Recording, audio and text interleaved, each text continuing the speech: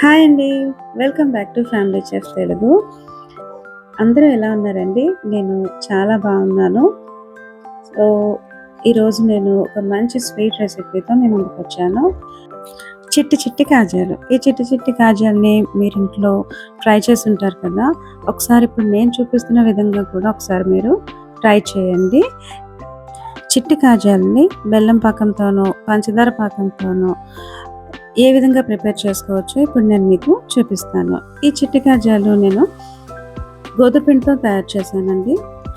పాకం కూడా ఎంత ఈజీగా చేసుకోవచ్చో నేను మీకు ఇప్పుడు ఈ వీడియోలో చూపిస్తాను. ఈ చిట్టి కాజాలు పైన అంతా కూడా చాలా క్రిస్పీగా, లోపలంతా జ్యూసీగా వస్తాయండి. సో ఈ రెసిపీని తప్పకుండా మీరందరూ కూడా మీ ఇంట్లో ఒకసారి ట్రై చేయండి. టేస్టీగా, జ్యూసీగా ఉండే ఈ చిట్టి కాజాలని ఎలా ప్రిపేర్ చేసుకోవాలో దానికి కావాల్సిన ఇంగ్రీడియంట్స్ ఏంటో ఇప్పుడు చూసేద్దాం.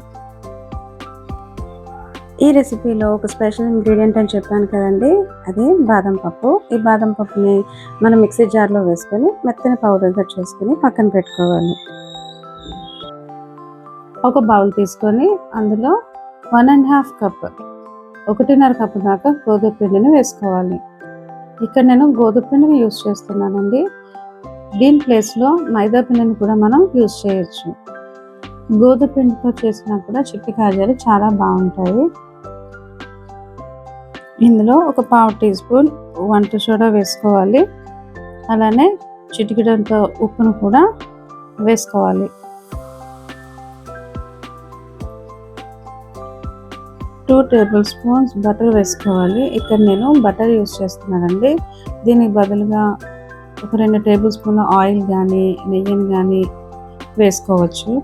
ఇందులోనే ఇప్పుడు ఆల్రెడీ మనం గ్రైండ్ చేసి పక్కన పెట్టుకున్న ఈ బాదం పౌడర్ని కూడా ఇప్పుడు ఇందులో వేసుకొని ఒకసారి బాగా కలుపుకోవాలి. మొత్తం బటర్ అంతా కూడా పిండికి బాగా పట్టే విధంగా ఇప్పుడు వీడియోలో చూపిస్తున్న విధంగా పిండి మొత్తం బాగా కలుపుకోవాలి. పిండిని మొత్తం బాగా కలుపుకొని కొద్దిగా పిండిని తీసుకొని మనం ఆ విధంగా ప్రెస్ చేస్తే వీడియోలో చూపిస్తున్న విధంగా ఉండాలండి. ఆ విధంగా ఉంటే మనకి కాజాలు అనేవి చాలా పర్ఫెక్ట్గా వస్తాయి. ఇప్పుడు ఇందులో మనం కొద్దిగా నీళ్లు వేసుకుంటూ పిండిని చపాతీ ముద్దలాగా కొంచెం గట్టిగా కలుపుకోవాలండి. ఒకేసారి మనం ఎక్కువ నీళ్ళు వేసుకోకూడదు, పిండి పలచబడిపోతుంది. కాబట్టి కొద్దిగా నీళ్ళు వేసుకుంటూ వీడియోలో చూపిస్తున్న విధంగా పిండి మొత్తం కూడా మనం కలుపుకొని పైన కొద్దిగా ఆయిల్ అప్లై చేసుకొని ఒక అరగంట పాటు మనం దీన్ని పక్కన పెట్టుకోవాలి. ఇప్పుడు పాకాన్ని ప్రిపేర్ చేసుకున్నాము. ఒక బౌల్ తీసుకొని అందులో ఒక అరకప్పు వరకు బెల్లం తురుముని వేసుకోవాలి. ఇక్కడ నేను 2 రకాలుగా పాకాలు కూడా మీకు చూపిస్తాను. అలానే అందులోకి ఒక అరకప్పు నీళ్ళు వేసుకొని మనం స్టవ్ మీద పెట్టుకోవాలి.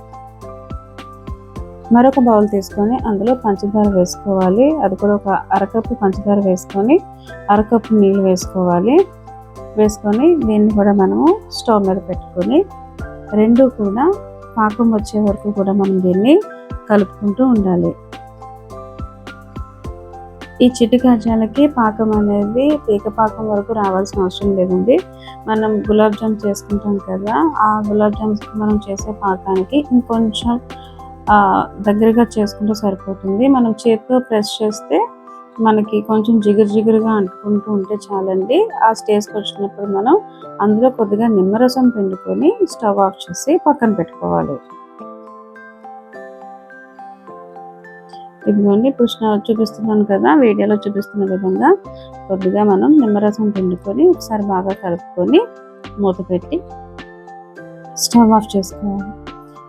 ఈ పాకంలో 2-3 యాలకులను తీసుకొని కొద్దిగా నలకొట్టుకొని మనం ఈ పాకంలో వేసుకోవాలి. పంచదార పాకం ఆల్రెడీ రెడీ అయిపోయిందండి. బెల్లం పాకం కూడా మనం సేమ్ కన్సిస్టెన్సీ వచ్చే వరకు కూడా చూసుకొని దాన్ని స్టవ్ ఆఫ్ చేసి పక్కన పెట్టుకోవాలి. కొద్దిగా పౌడర్ చల్లుకొని ఇందాక మనం ఆల్రెడీ కలిపి పెట్టుకున్న చపాతీ పిండిని తీసుకొని చపాతీలాగా దీన్ని మెత్తగా ఒత్తుకోవాలి. ఇప్పుడు వీడియోలో చూపిస్తున్న విధంగా కొద్దిగా పిండి చల్లుకుంటూ చపాతీని ఒత్తుకోవాలి. మరి పలుచగా ఒత్తుకోవాల్సిన అవసరం లేదండి.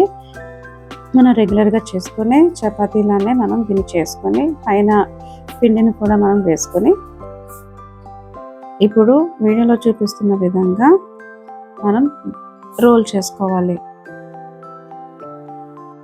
స్టార్టింగ్లో కొద్దిగా కష్టంగా అనిపిస్తుందండి.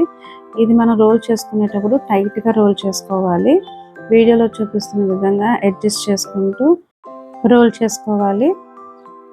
వీడియోలో చూపిస్తున్న విధంగా మనం చాలా జాగ్రత్తగా దాన్ని రోల్ చేసుకుంటూ ఎడ్జెస్లో కొద్దిగా వాటర్తో మనం దాన్ని తడుపుకుంటూ రోల్ చేసుకోవాలి. వీడియోలో చూపిస్తున్న విధంగా ఈ విధంగా రోల్ చేసుకున్న దాని తర్వాత నైఫ్ తీసుకొని 1 ఇంచు గ్యాప్తో చిట్టి చిట్టి కాజాలుగా మనం దీన్ని కట్ చేసుకొని పక్కన పెట్టుకోవాలి. ఇప్పుడు స్టవ్ మీద ఆయిల్ పెట్టుకొని మంటని లో ఫ్లేమ్లోకి అడ్జస్ట్ చేసుకొని లైట్గా హీట్ అయిన తర్వాత మనం ఆల్రెడీ కట్ చేసి పెట్టుకున్న చిట్టి కాజాలని ఆయిల్లో వేసి లో ఫ్లేమ్లోనే మొత్తం ఫ్రై అయ్యే విధంగా ఫ్రై చేసుకోవాలి. మంటని లో టు మీడియం ఫ్లేమ్లోకి అడ్జస్ట్ చేసుకుంటూ కాజాలన్నీ కూడా బాగా ఫ్రై అయ్యే వరకు కూడా లో ఫ్లేమ్లోనే మనం వీటిని ఫ్రై చేసుకోవాలి. హై ఫ్లేమ్లో పెట్టకూడదండి. లో ఫ్లేమ్లో మాత్రమే చిట్టి కాజాలు మనం ఫ్రై చేసుకోవాలి.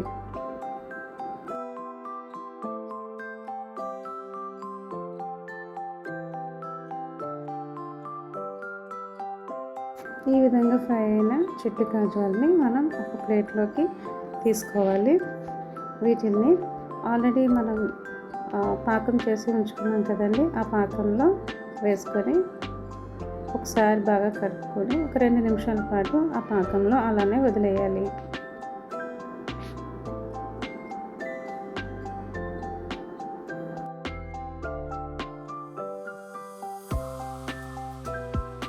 వీడియోలో చూపిస్తున్న విధంగా బాగా కలిపి ఒక 2 నిమిషాల పాటు అలానే వదిలేసేయాలి. అప్పుడు ఆ కాజాలు పాకాన్ని పీల్చుకుంటాయి. అంతేనండి, ఎంతో టేస్టీగా జ్యూసీగా ఉండే బాదం చిట్టి కాజాలు ready. If you like this video, please like, share and subscribe.